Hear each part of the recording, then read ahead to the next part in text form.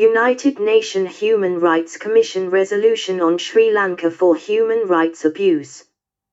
Why no such resolution for United States and United Kingdom war crimes in Iraq? By Lathif Faruk.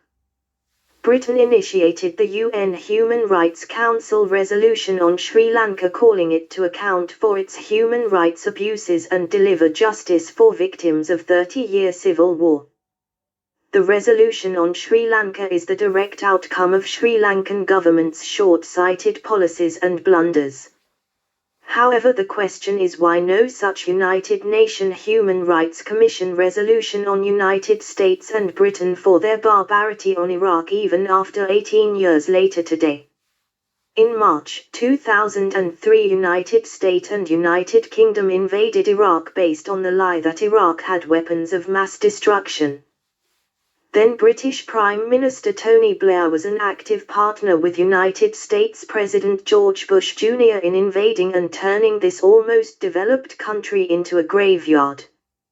Iraq, a land where many great ancient civilizations such as Mesopotamia, Sumer, Akkad, Babylonian and Assyria flourished between the Tigris and the Euphrates rivers for more than 7,000 years, was ruthlessly raped and ravaged by the European colonial powers, followed by US to loot its oil wealth for more than a century. For example, gaining control over Iraq's oil wealth had been the focus of US policy, even before World War I. Huge oil deposits were found in the Mosul area in 1927. The Iraqi Petroleum Company, comprising British Petroleum, then Anglo-Iranian, Shell, Mobil and Exxon, then Standard Oil of New Jersey, enjoyed complete monopoly.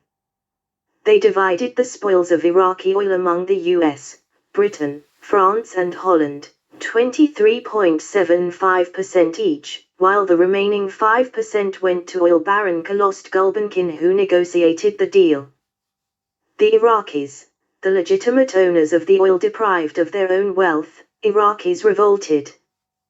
They were ruthlessly suppressed, with Britain deploying gas from warplanes for the first time in history, dropped poison gas on the town of Sulaymaniyah.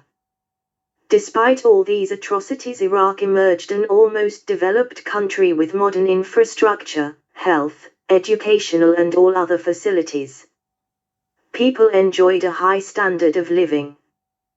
Then came the 1979 Islamic Revolution in Iran, when the United States, Europe, Gulf and other Arab states got then Iraqi President Saddam Hussein to dispatch troops and trigger off the 8-year with Iran war that killed more than 1 million people.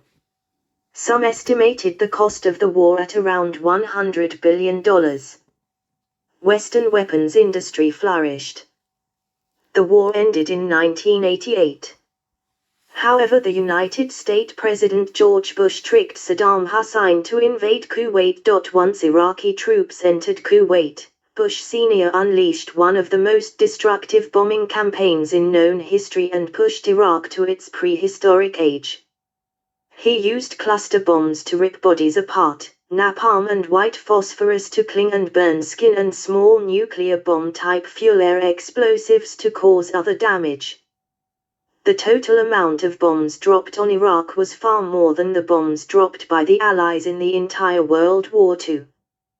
The military campaign incinerated around 130,000 Iraqi civilians. The West sold a staggering $157 billion worth of armaments. Battered by aerial bombardments and crippled by United Nations sanctions that killed more than 500,000 children, Iraqis were subjected to untold misery. More than 1/3 of the population exposed to malnutrition, epidemics, miscarriages and declining life expectancy. Later President George Bush Jr. invaded Iraq in March 2003. The American forces indiscriminately bombed Iraqi cities, and within days the war-battered people were once again deprived of water, electricity, medicine, food and even shelter. Imagine the terrifying prospect for the ordinary Iraqi citizens who suffered incessant bombardment. day in and day out the skies over Iraq rained bombs which shook the earth and relegated once thriving cities into bloody human abattoirs. Then there emerged shocking pictures of American troops gang-raping Iraqi women. These hapless women were forcibly dragged out of their homes, screaming in terror, stripped naked and gang-raped by the very people who had ostensibly been there to protect them. Among the victims were ordinary housewives, mothers and daughters all brought up in a decently conservative society and whose religious traditions have always valued feminine purity as a prerequisite for a happily wedded life. Hundreds of thousands of innocent men and women were arbitrarily arrested and subjected to the most sadistic and savage forms of torture, which brought swift condemnation from all over the world. Obviously, these bestial crimes were kept under wraps until Pulitzer Prize-winning investigative journalist Seymour Hersh published a series of expose articles illustrated by damning photos of the torture by U.S. military police of prisoners in the Iraqi prison of Abu Ghraib near Baghdad. There were calls from all over to try Bush and Blair for their war crimes. Now the question is, where is the United Nations Human Rights Commission resolution on the United States and the United Kingdom, the so-called champions of human rights, freedom and democracy, but remains the sole source of violence and misery, for their war crimes? This is today's world which the racist politics in Sri Lanka refuse to understand.